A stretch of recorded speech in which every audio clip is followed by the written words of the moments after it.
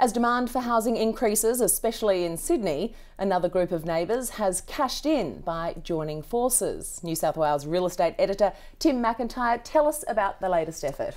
Well, the latest effort is a Superlot, what they call, in St Leonards, where nine houses sold for $66 million to a Hong Kong developer.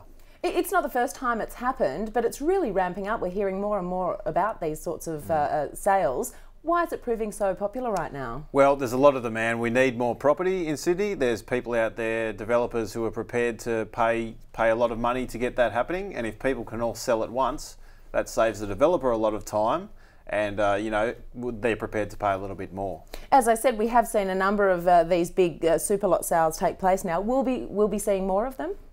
Yeah, absolutely. Look, there's a few happening over in Castle Hill in the Hills District out there at the moment, where there's a bit of land and a lot of rezoning happening from councils, which means, of course, that the development applications are ready to go, and if people can band together, they can really get like a lot more than their houses are worth individually. Yeah, it's interesting you say that, because I was going to ask you what types of areas are proving popular to do this, and obviously anywhere where there's access to transport and again, that development application or approval for developers to be actually building high-rise or high-density living. Yeah, look, anywhere within cooey of the city and centrally placed, like St Leonards, is going to attract a lot of attention. It is kind of a leafy area, St Leonards too, plenty of parks, so developers will look at that and just see plenty of untroubled land that they can build up on. But also some of the growth corridors to the northwest and southwest, where traditionally there's been quite large amounts of land, and there's sort of all the house and land sort of packages have sold up, and now they're onto the next thing, which is knocking down what's there and building extra properties.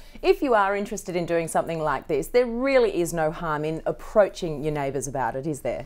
Well, no. Look, I mean, like, worst thing can happen is that they say no, and the best thing that can happen is you make a lot of money and you have a sort of a lifetime, once in a lifetime story to tell your grandkids. Oh, the time I went and sold my $700,000 house for $1.5 million with 40 other members of the block.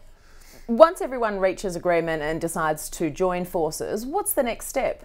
Well, they go and see a real estate agent. At the moment, there's a few agencies out there who have done a number of these group sales, and they're probably the best to see. And then you get everyone together, you sort out a big contract, and I'm sure there's plenty of legal issues involved, but that's not for us to worry about. Well, that's right, because there's a lot of individual properties involved in the big Superlot sale. How do they judge the value or determine the value of each individual one? Because what they get is a lump sum. Yeah, look, they're not going to average it out and give everyone the same. Some properties will have 2 bedrooms, some 4, but that's something they'll work out very meticulously in the contracts when they draw them up. You'll find that some people will agree to take a certain ratio of money and others more. Yeah, it's amazing. Well, thanks so much, Tim. Appreciate your insights into it. There you have it. Next time you need to borrow some sugar, why not just start the conversation about maximising the profit from your property?